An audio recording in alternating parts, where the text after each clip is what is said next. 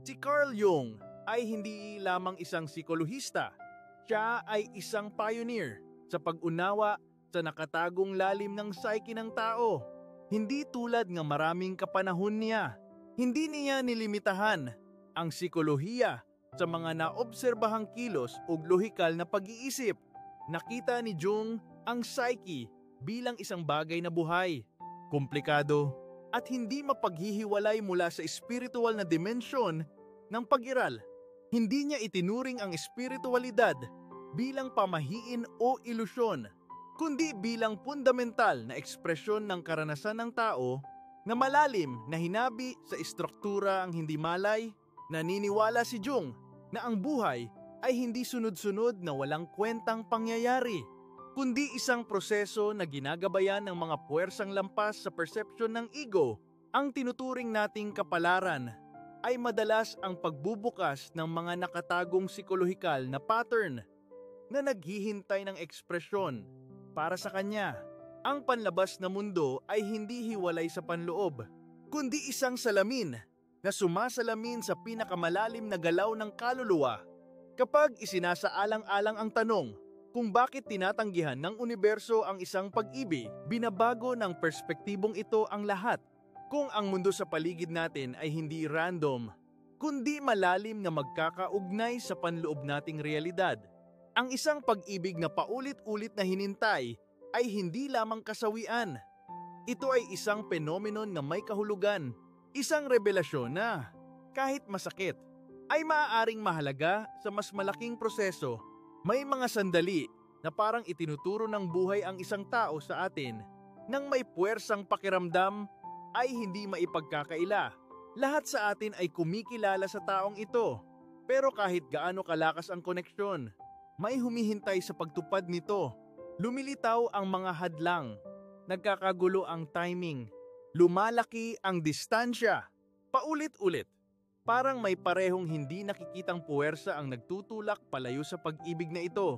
Hindi naniniwala si Jung sa mga walang kwentang pagkakataon. Naiintindihan niya na ang mga pangyayari sa panlabas na mundo ay madalas nagpapakita ng ni malay na galaw na nagbubukas sa loob natin. Kapag paulit-ulit na tinatanggihan ang isang pag-ibig, kapag nagsasara ang mga pinto ng may kakaibang katumpakan, hindi ito basta aksidente. Ito ay pattern. At ang mga pattern ay hindi kailanman walang kahulugan. Ang pag-ibig na tinanggihan ay hindi kailanman tungkol lamang sa ibang tao. Ito ay isang pagkikita sa mas malalim na puwersang humuhubog sa paglalakbay natin. Ang tunay na tanong ay hindi bakit ito nangyayari, kundi ano ang ipinapakita nito. Dito nagiging mahalaga ang synchronicity. Nakita ni Jung ang ilang mga pangyayari, lalo na ang mga hinintay ng paliwanag, bilang mga pagpapakita ng isang nakatagong kaayusan sa realidad. Kapag nawala ang isang pag-ibig, pero parang bumubulong ang mga senyales sa paligid natin ng kahulugan nito. Kailangan nating itanong, paano kung hindi ito hadlang? Paano kung ito ay mensahe? Kapag tinanggihan ang isang pag-ibig, hinintay ng isip ang mga paliwanag. Mali ba ang timing? Pagkakamali, aral. Pero ang ilang pagtatapos ay hindi nag-aalok ng kalinawan. Sa halip, nag-iiwan sila ng kakaibang presensya na parang hinintay ng kwento na tuluyang magsara. Nananatili ang nakaraan, hindi lamang sa mga alaala, kundi sa isang bagay na hindi gaanong tangible, isang pattern ng mga senyales na parang tumuturo sa nawala. Tinawag ito ni Jung na synchronicity, ang pagkakahanay ng mga panlabas na pangyayari sa panloob na realidad sa mga paraang masyadong tumpak para balewalain bilang pagkakataon. Hindi tulad ng ordinaryong mga pagkakataon. Ang mga synchronicity ay may bigat, timing, presensya na humihingi ng pagkilala. Kapag nawala ang isang pag-ibig, pero patuloy itong umaalingaw-ngaw sa buhay sa hindi inaasahang paraan. Ang tanong ay hindi na kung umiiral pa ang koneksyon, kundi sa anong anyo. Minsan, dumarating ang mga sandaling ito ng banayad. Isang pangalang narinig sa hindi kaugnay na usapan, Isang librong lumilitaw kapag kailangan ang mensahe nito. Isang lugar na dating pinagsaluhan na biglang hindi maiwasan. Ang mga pangyayaring ito ay hindi pinipilit ang sarili sa kamalayan, pero hinintay nilang baliwalain. Lumilikha sila ng pakiramdam na ang realidad mismo ay tumutugon, humuhubog ng mga pangyayari sa mga paraang personal at misteryoso. Sa ibang pagkakataon, hindi maipagkakaila ang mga senyales. Isang panaginip na nagbabalik ng nakalimutang detalye. Isang sunod-sunod na numero na lumilitaw lamang kapag napupunta ang isip sa nakaraan. Isang liham na isinulat pero hindi na ipadala na muling lumilitaw pagkaraan ng mga taon, na parang hinintay ito ng universo. Ang mga karanasang ito ay hinintay ang lohika, pero may dala silang kakaibang katumpakan na nagmumungkahi na may mas malalim na gumagana. Naiintindihan ni Jung na ang hindi malay ay nakikipag-ugnayan sa mga simbolo, hindi sa mga salita. Kapag may paulit-ulit na lumilitaw, hindi ito random. Ito ay mensahe na naghihintay ng pagkilala. Ang pag-ibig na tinanggihan pero hinintay na mawala ay maaaring hindi humihingi na bumalik. Maaaring ipinapakita nito ang isang bagay na hindi natapos, isang bagay na hindi nakikita, na kailangang isama bago tuluyang magsara ang kabanata. Ang ilang tao ay binaliwala ang mga senyales na ito. Itinuring ang mga ito bilang panlilinlang ng isip. Ang iba ay pakiramdam ay nakulong dito, na hinintay ang presensya nito bilang patunay na kailangang buhayin muli ang pag-ibig. Pero ang synchronicity ay hindi pangako o utos. Hindi ito nagdidikta ng aksyon. Hinintay nito ang kamalayan. Palaging nagsasalita ang hindi malay, pero kaunti lang ang nakikinig. At mas kaunti pa ang nakakaunawa na ang mga senyales na ito ay hindi tungkol sa ibang tao. Tungkol ang mga ito sa hindi pa nalulutas sa loob. Ang pagbabaliwala sa synchronicity ay pagkakamali ng pagkakataon. Hindi nagsasayang ang psyche ng enerhiya sa pagpapadala ng parehong senyales nang walang layunin. Kung ang ilang imahe, alala o pangyayari ay patuloy na bumabalik, hindi nila hinintay kang pabalik sa nakaraan. Itinutulak kanila tungo sa pag-unawa. Ang kahulugan ay bihirang agad-agad, pero hindi ito kailanman walang kabuluhan. Ang pagbabaliwala sa mga pattern na ito ay hindi nag-aalis sa kanila. Kung mas lumalaban ang mga ito, mas mapilit silang lumilitaw. May mga sandali na parang hinintay ng buhay na kilalanin ang sarili, na nagsasalita sa pamamagitan ng mga pangyayari sa halip na paliwanag. Ang tanong ay hindi kung mahalaga ang mga senyales na ito, kundi kung handa kang kilalanin ang presensya nila. Ang presensya ng synchronicity sa mga sandali ng pagkawala ay nagmumuungkahi na may mas malalim na gumagana. Ang pag-ibig na nawala pero patuloy na umaalingaw sa buhay ay hindi lamang kwento ng paghihiwalay. Ito ay isang pagharap sa mga hindi nakikitang puwersang humuhubog sa personal na paglago. Kung ang mga pattern na ito ay hindi random, ano ang gumagabay sa kanila? Naniniwala si Jung na lampas sa mga pansamantalang hinintay ng ego, may higit pa ang sarili, ang puso ng psyche, na gumagalaw ng mga pangyayari sa direksyong maaaring hindi pa nauunawaan ng malay na isip. Hindi lahat ng hininintay ng puso ay hinintay na maging. Ang sarili ay hindi gumagana ayon sa pangungulila, kundi ayon sa kabuuan. Habang hinintay ng ego ang kaginhawahan, katuparan, at katiyakan, ang sarili ay nag-aalala sa mas malaking landas, isang landas na madalas nangangailangan ng mga detour, hadlang, at maging heartbreak. Ang karanasan ng pag-ibig na tinanggihan ay hindi lamang tungkol sa pagkawala ng ibang tao. Ito ay tungkol sa hindi pagkakatugma sa pagitan ng hinintay ng malay o kailangan ng hindi malay. Ang ilang pag-ibig ay dumarating na parang mga revelasyon na muling humuhubog sa lahat ng hinintay nila. Ginigising nila ang isang bagay na ibinaon.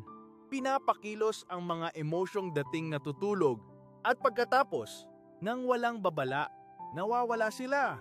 Ang pagkawala ay pakiramdam, ay hindi makatarungan, na parang kinuha ang isang bagay na mahalaga bago ito tuluyang mabuo. Pero ang sarili ay hindi kumukuha ng walang layunin. Kapag tinanggihan ang isang pag-ibig, kahit gaano kalalim, madalas ito ay kasi hihintay ka palayo sa kailangan para sa individuation. May bahagi ng psyche na nakakakita lampas sa pansamantalang sakit. Ang sarili ay hindi basta-basta tumatanggi sa pag-ibig. Ito ay muling itinuturo. Ang pakiramdam na pagkawala ay maaaring proteksyon. Ang pag-ibig o parang perpektong tugma sa labas o maaaring sa mga paraang hindi nakikita. Hihintay ang kaluluwa palayo sa tunay nitong kurso. Ang malay na isip ay naghahangad ng pag-unawa, pero ang sarili ay nagsasalita sa ibang wika, hindi ng mga paliwanag, kundi ng galaw na humuhubog sa mga pangyayari, sa mga paraang kalaunan lamang. Nagiging malina ang paglaban sa gabay na ito ay natural. Ang ego ay nagpipilit na ang hinintay ay dapat tama. Lumalaban ito sa mga hadlang, kumbinsido na kailangang lampasan ang mga ito. Pero kapag paulit-ulit na nagsasara ang parehong mga pinto, kapag hindi kayang panatilihin ng parehong relasyon ang sarili, kahit gaano kagaling ang pagsisikap, may mas malalim na kalooban na gumagana. Ang sarili ay hindi nangangailangan ng pahintulot para makialam. Gumagalaw ito ng naayon sa isang bagay na mas malaki, kahit ang galaw na iyon ay pakiramdam ay pagkawala. Ang pag-ibig na paulit-ulit na tinanggihan ay hindi lamang panlabas na pangyayari. Ito ay refleksyon ng panloob na arkitekturang psyche. Ang tensyon sa pagitan ng pangungulila at ebolusyon. Kapag sinabi ng sarili na hindi ito kalupitan. Ito ay isang gawa ng direksyon na nagtutulak sa individual tungo sa isang bagay na hindi pa nauunawaan ng isip. Ang tanong ay hindi kung nagsasalita ang sarili. Ang tanong ay kung handa kang makinig. Ang kawalan ng pag-ibig ay madalas dumarating ng tahimik, pero binabago nito ang lahat ng hinintay nito. Walang espasyo para sa paghahanda. Walang oras para sa isip na lumikha ng mga daing silto o sirimao ng mga depensa. Isang araw, naroon ang pag-ibig. Pinupuno ang mga ordinaryong espasyo ng buhay ng init. Sa susunod, nawawala ito. Nag-iiwan ng tahimik. Patuloy na kawalan. Walang nagbabago sa labas. Pero sa loob, lahat ay pakiramdam ay iba. Hindi pamilyar. Hindi kumpleto. Pinangalanan ni Jung ang proseso ng pagtungo sa kabuuan na ito bilang individuation. Ang individuation ay hindi nagsisimula kapag pakiramdam ay ligtas, komportable, o perpektong nakaayos ang lahat. Nagsisimula ito eksakto sa punto ng kawalan. Kapag kailangang harapin ng isang tao ang nananatili, kapag hinintay ang pag-ibig, ang sarili, sa tahimik nitong karunungan, hinintay ang kawalang ito na mangyari, hindi bilang parusa, kundi bilang paanyaya na lumagulampas sa kaginhawahan ng pamilyar. Sa simula, ang kawalan ay pakiramdam, ay imposibleng tanggapin. Lumilikha ito ng tensyon sa loob. Isang agarang pangangailangan na maunawaan, malutas. Bawiin ang nawala. Bumabalik ang mga alaala ng hindi inimbita. Bawat isa ay nagpapalakas sa pakiramdam ng pagkawala. Ang mga lugar na dating nagdudulot ng saya ay nagiging mga paalala ng isang bagay na nawala. Nag-aalok ng ginhawa ang mga kaibigan, pero hindi maabot ng mga salita nila ang mas malalim na bahaging nananatiling hindi nasasagot, hindi nalulutas. Nagpapatuloy ang buhay sa labas. Pero sa loob, may hinintay na sumulong. Ang individuation ay umuunlad, eksakto sa mga espasyo ng panloob na paghinto, kung saan dating may koneksyon. Ngayon ay may pag-isa, at sa pag-iisang iyon, ang mga aspeto ng sarili na nakatago ng relasyon ay lumalabas. Ang mga takot na dating pinalambot ng pag-ibig ay biglang parang mas matalas. Ang mga pattern ng kilos na dating pinatawad ng pagsasama ay nagpapakita ng buo na humihingi ng pagkilala at pagbabago. Ang taong naging ikaw sa loob ng pag-ibig na iyon ay nagsisimulang maglaho na parang lumang balat na nagbibigay daan sa isang bagay na hilaw. Hindi sigurado, pero tunay na buhay. Mas madali siguro na punuin agad ang katahimikan. Mabilis na lumipat sa isa pang pag-ibig, isa pang distraction, isa pang paraan para palambutin ang discomfort. Pero ang individuation ay hindi nagbubukas sa distraction. Nagtuturo ito sa pamamagitan ng pagharap sa kawalan. Humihingi ito ng pasensya at nangangailangan ng katapatan. Ang bawat sandaling ginugol na mag-isa sa kawalan ay nagpapakitang isa pang bahagi ng sarili na hinintay, napabayaan o nakalimutan. Dahan-dahan, ang pakiramdam na kawalan ay nagbabago sa ibang bagay. Nagiging malinaw na ang pakiramdam na pagkawala ay, sa katunayan, isang paanyaya na muling kumonekta sa sarili, sa mga paraang imposibleng gawin sa kaginhawahan ng pag-ibig. Ang individuation ay hindi ang proseso ng pag-alis ng pag-ibig mula sa alaala, kundi ang proseso ng pag-unawa kung sino kalampas dito. Ang pag-ibig na tinanggihan ay hindi lamang isang bagay na kinuha.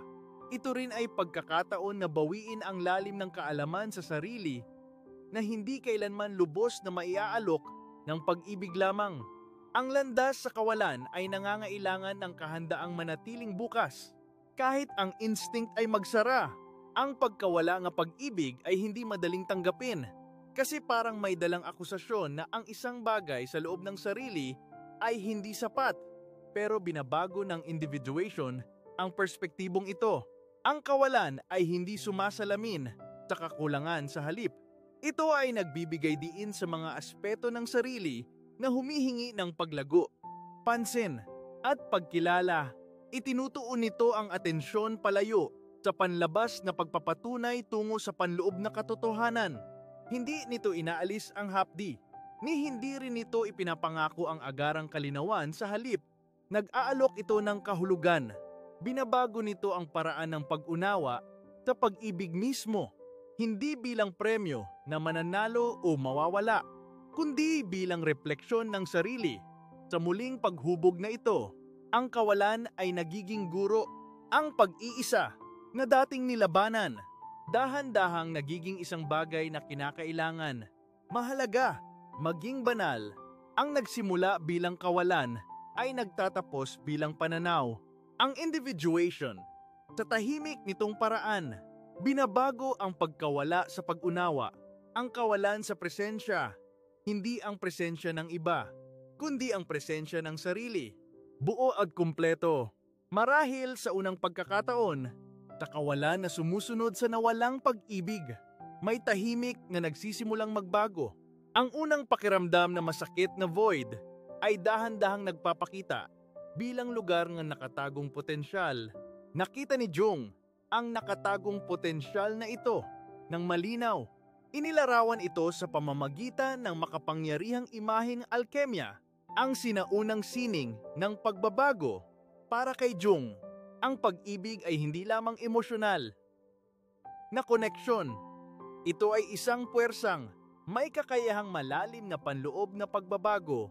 Kapag nawala ang pag-ibig, ang kaluluwa ay napupunta sa init ng isang hindi nakikitang apoy na sinusunog ang hindi na nagsisilbi sa mas malalim nitong layunin. Ang alkemiya ay nagsalita ng pagbabago sa pamamagitan ng apoy, isang proseso ng pagsira sa mga impurities para tuklasin ang isang bagay na mas mahalaga. Katulad nito, ang pagkawala ng pag-ibig ay maaaring pakiramdam na isang apoy na sinindihan sa loob, hindi komportable, nakakakonsumo at imposibleng baliwalain. Ang sinusunog nito ay hindi lamang mga alaala o attachment, kundi mga layer ng pagkakakilanlan na dating pakiramdam ay ligtas. Ang bawat sandaling ginugol sa pangungulila o pananakit ay nagpapakita ng isa pang layer na handang isuko. Sa simula, ang mga apoy ay pakiramdam ay malupit, halos hindi kayang tiisin. Ang pag-ibig na dating nagdudulot ng ginhawa at seguridad ay naghahatid ngayon ng patuloy na discomfort. Ang hinintay na tumakas, sugpuin ang panloob na pagsunog na ito, nagiging matindi. Ang distraction ay nagiging kaakit-akit ang mga relasyong dating hindi maisip ay nagiging pagkakataon para makatakas. Pero tulad ng apoy ng alkemista, ang mga apoy na ito ay lumalaban sa madaling pag-apula.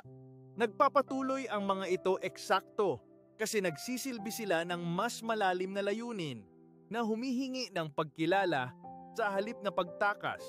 Ang lumilitaw bilang pagkasira ay dahan-dahang nagpapakita bilang paglilinis sa pamamagitan ng pagkawala. Hinarap ng kaluluwa ang mga ilusyong dating hinintay ng mahigpit. Mga paniniwala tungkol sa kung ano ang dapat hitsurang ng pag-ibig, kung sino ang dapat maging isa sa loob ng relasyon, at kung ano ang kinakailangan ng kaligayahan. Ang mga ilusyong ito ay tahimik na gumuho na nagpapakita ng mga katotohanang maaring hindi pinansin ng puso. Ang emosyonal na apoy ay nagpapakita ng mga nakatagong motibo ug ibinaong sugat na dinadala ang mga ito sa ibabaw, hindi para sa parusa, kundi para sa paghilom. Ang proseso ay maselan, mabagal, at madalas hindi komportable. Alam ng mga alkemista na ang pagbabago ay nangangailangan ng pasensya, pansin, at tapang. Katulad nito, ang pag-navigate sa kawalan ng pag-ibig ay nangangailangan ng tapang na manatiling present sa discomfort sa halip na tumakas mula rito. Ang sakit ay nagiging instrumento ng kamalayan na nagpapakita ng mga layer ng sarili na hindi makakalabas sa kaginhawahan. Ang intensidad ng apoy ay naglilinaw sa mga prioridad na nagpapakita kung ano ang tunay na mahalaga at kung ano ang pansamantala lamang. Dahan-dahan, nagsisimulang lumitaw ang kalinawan mula sa apoy. Kinikilala ng kaluluwa ang mga aspeto ng sarili na dating nakatago sa ilalim ng dependency at hinintay.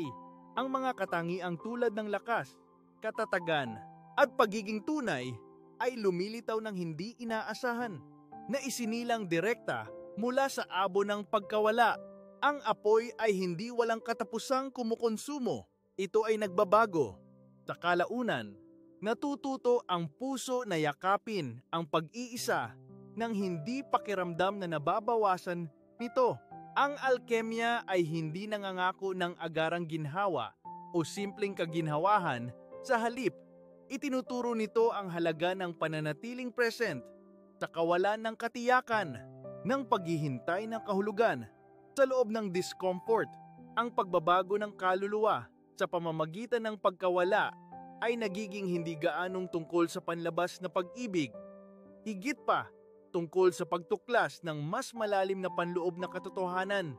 Ang pag-ibig, kapag nawala, ay nagpapakita bilang parehong salamin ug kataliste isang